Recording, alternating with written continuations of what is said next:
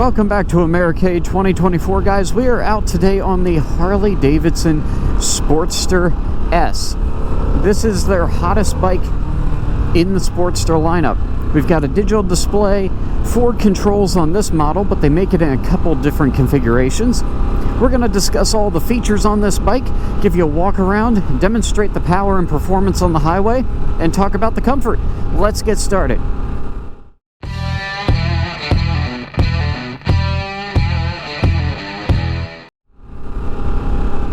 So starting off with comfort, we've got a forward aggressive riding stance here. So we got 4 controls on what is Harley's take on a sport bike, to be honest. It's kind of their attack at what would be like the Indian Scout 101, or I guess Indian Scouts 101 is newer, so that was the attack on this. This Sportster S has the 4 controls. We've got a low handlebar, so I am leaned forward, which honestly, when we open this up on the highway, is probably going to help. Normally, I don't like forward leaned ride positions, but in this particular case, I'm not uncomfortable. I honestly thought I would be when I first swung a leg over this, but I'm actually pretty comfy right here. It's not bad at all. One thing that is a little weird, the shifter on this is very flat. I don't know if you guys could see that down there. It's very flat down under my toe, so I really have to push my foot forward to get under it to shift up, and I got to flex my foot pretty far forward to shift down. So I'm wondering if there's an adjustment that could be made to the shifter to change the position, make it more comfortable for the way your feet hit the pegs, so you don't have to like flex your ankle as far. Just a little thing to note there. Other than that, the riding position is quite comfortable, actually. As far as the seat, it's certainly not the most comfortable thing in the world, but it's more comfortable than what you would get on most standard sport bikes, so I will say it's actually not bad. Aw, dang it. I'm getting on the highway and I'm behind 2 state troopers. Not sure I'm gonna be able to open this thing up like I was planning on for you guys. Alright, well, as far as comfort goes, it's very comfortable for a Sportster. I will give it a 7 out of 10, which I think is pretty generous for the Sportster market. Now, as far as power goes, we've got a liquid-cooled engine in here. I will put the exact specs of it on the screen for you guys, because I can't remember all these bikes off the top of my head. I've been doing so much riding over the past couple days. There's too much traffic. Everybody's bundled up right here behind the state troopers. So, yeah, I'll tell you what though. The immediate feel of that acceleration, super, super clean. It doesn't grab you and throw you. The acceleration is smooth, but it's very immediate. There's no delay to it. So, for power, this thing kicks some serious butt here. So the bike's got plenty of power, and honestly, when are you ever going to get this thing out on a highway and be able to open it up all the way full? I don't have that ability where I live. If you do, that's great, but where these bikes are fun is the low-end torque and acceleration, because you can have that in every curve of the road and just have a blast on these things. So for a smaller bike for the Sportster market, engine power, we're going to give that a solid 9.5 out of 10. I think the only thing that would probably beat that could possibly be the new Scout, which was the direct attack on this one from Indian. Otherwise, this is absolutely awesome.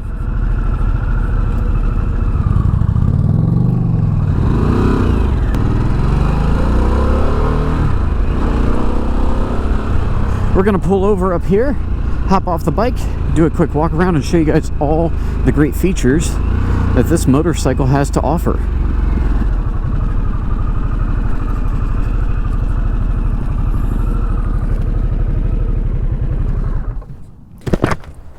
So there she is, the Harley Davidson Sportster S for 2024. Looks really cool. Not a 2-up by any means. I'm pretty sure that comes off and you could put a 2-up seat on there as well as some passenger pegs, but she's a pretty small bike. At least that rear fender there, I wouldn't try to go 2-up on this. Harley's liquid cooled Revolution Max engine, the 1250 2-into-1 exhaust, same engine you've got in the Pan America, tuned a little differently though. We've got an inverted fork in the front with Brembo floating disc brake. I believe that's correct. Yes, they are by Brembo. And Brembo is some of the best brakes you can put on a motorcycle. LEDs all the way around. Liquid-cooled engine, obviously, so you got your big radiator sitting up front. Adjustable rear shock, and because you've got inverted fork in the front, you've got adjustable front fork suspension as well. Awesome bike. Tune it, customize it for your ride. Super great on power. Just an awesome bike to rip around on and be a hooligan on. Really cool. This seat is pretty thin, but it's definitely better. I will say this is better than the seat on the new Scout Bobber. The Scout Bobber seats are always hard. This is firm-ish. It, wouldn't be great all day, but it's better. It's certainly an improvement over most standard Sportster seats. Get a little pollen and dust off that screen there.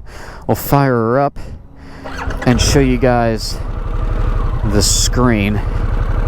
See if I can find neutral there. There we go. So you have a lot of different controls up here to mess around and play with. Number one, you've got cruise control, which is great for highway riding, especially in a forward position like this.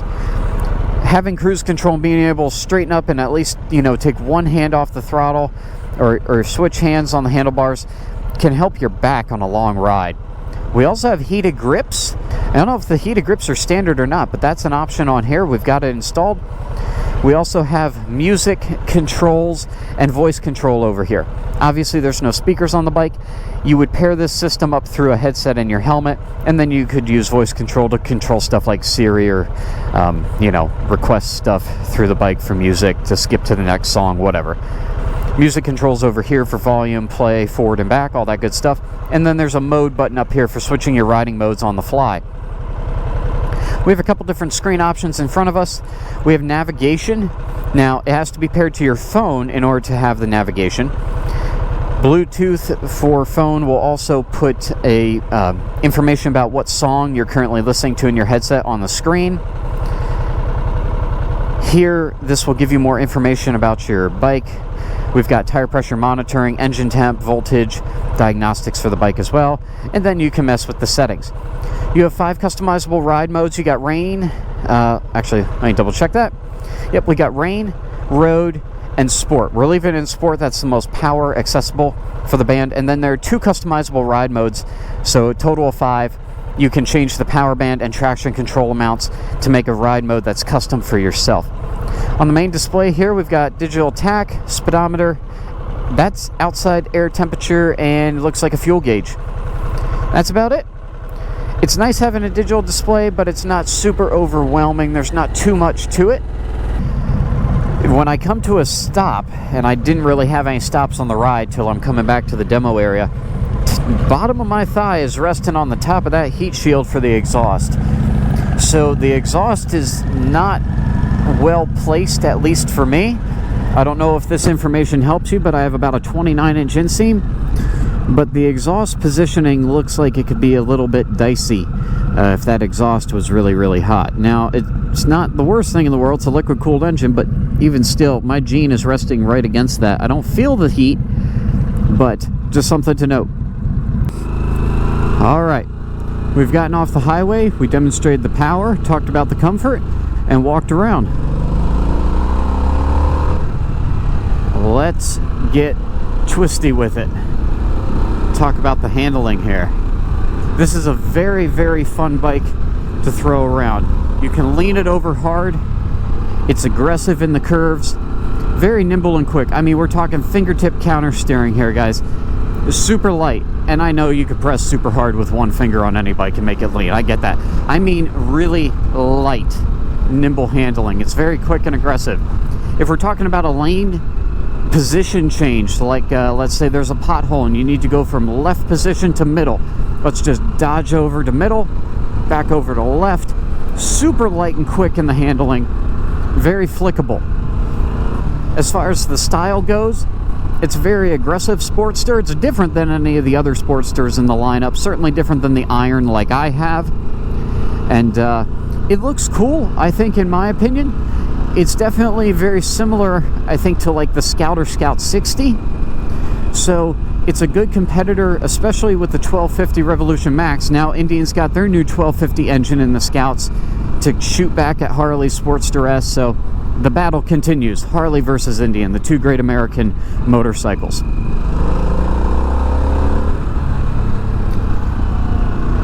I personally think the styling looks great on here. However, this wiring mess up here in the front, I am not a fan of. On the new Harley Street Glide and Road Glide, they really cleaned up their wiring and put some effort in. I would like to see that same amount of effort put into the Sportster.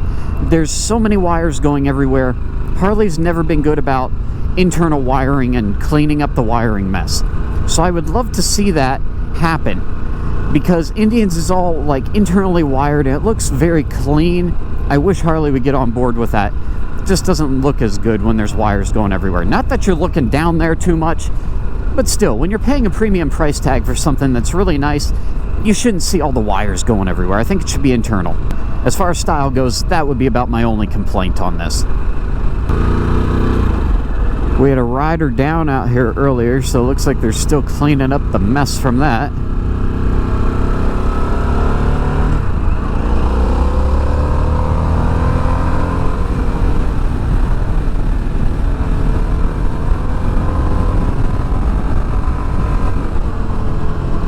Oh, she accelerates quick. It's a lot of fun. So we're going to wrap this video up here. If you guys have any questions for me, I will do my best to answer them in the comments. I love hearing from you guys. So anything I can do to help you get out on two wheels, that's what my channel's here for. So if you guys have any questions or comments, let me know down below. If you enjoyed this video or found it helpful or useful to you, please hit that thumbs up button. That helps me crack the YouTube algorithm and get this video out to more people who are interested in motorcycles. If you're new here and you feel I've earned it, if I've helped you in any way, please consider subscribing. It's the big red button. Click the bell icon next to it, and that will give you guys notifications when there are new videos to watch here on Motoblade. One last good pull through the turn here.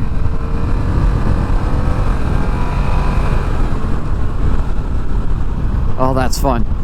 Thank you guys so much for watching. Until next time, be careful out there on the roads. Ride safe, ride on. I'll catch you on my next video. Lots of great videos coming out from Americade 2024, so stay tuned. Deuces!